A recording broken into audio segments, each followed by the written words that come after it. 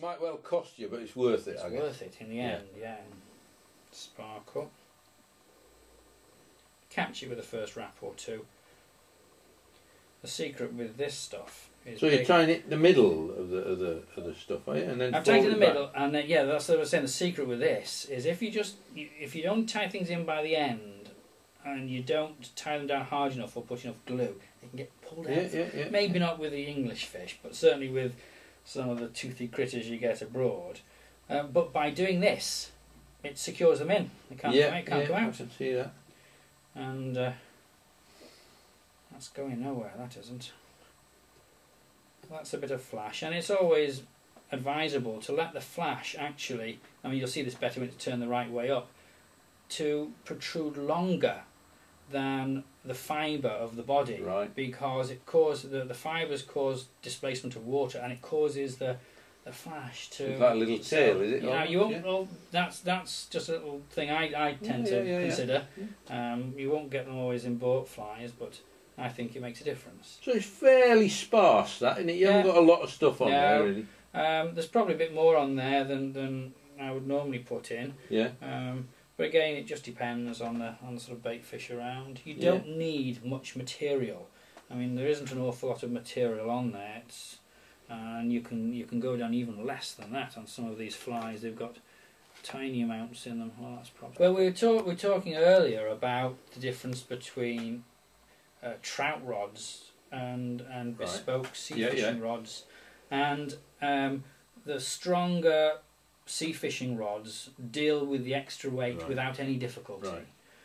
You might find that some of the lighter weight trout rods would have some difficulty in casting the heavier weights. That's why it sticks in my ear hole when I'm fishing. That's why. So what's that stuff then, Geoff? It's a natural fibre. It's bucktail. It's been dyed. You can buy it in all sorts of colours really, but it's a natural fibre. And we're putting this on the top just to give the fly a darker back, really. So it's a bit of contrast. It's a bit of contrast. Yeah, it is. And on it goes just like that, and we tied it up at the front, and basically bind it right down so that hopefully it won't come off. And at the end of the day, the fly is done. And that's it, more or less, is it? Well, it needs whipping on so that the thread doesn't all come undone. Yeah. I'll just do that like that. Another problem I've had. And then basically, you just, and that's that, whipped on. Take that out. Wonderful. That is our fly. Even I could probably catch fish with that, I expect. What I would do is I'd put some cement on the head there to just hold that all in. Yeah. And there we have a little bait imitation. It's wonderful. I mean, I could almost eat it myself. In fact, you can have that. That's very kind of you. So that fly you've got in there now, Geoff, that's a deceiver, is it? Yes, it's a standard deceiver type pattern. And how many different sorts of material have you got in there then? There's 4 different types of material. On the back we have some peacock herl.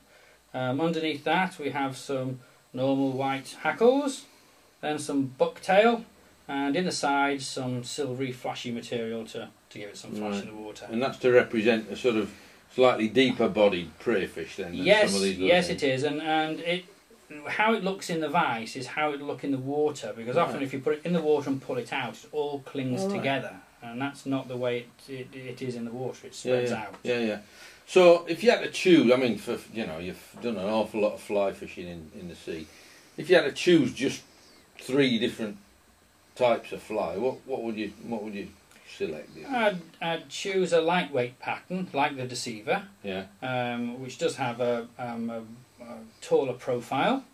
I'd choose probably a standard clouser type minnow, which can be tied to represent a broad-bodied fish or tied sparsely for a narrow-bodied bait. And that's one fishing with a hook upwards, isn't it? That's fishing, with a hook upwards. And for the UK, some sort of sand eel type pattern that was basically long and thin. Yeah. With a large eye on it as an attractor. Because a lot of fish eat sand eel. In fact, nearly anything eats sand eel. Yes, it's widely taken.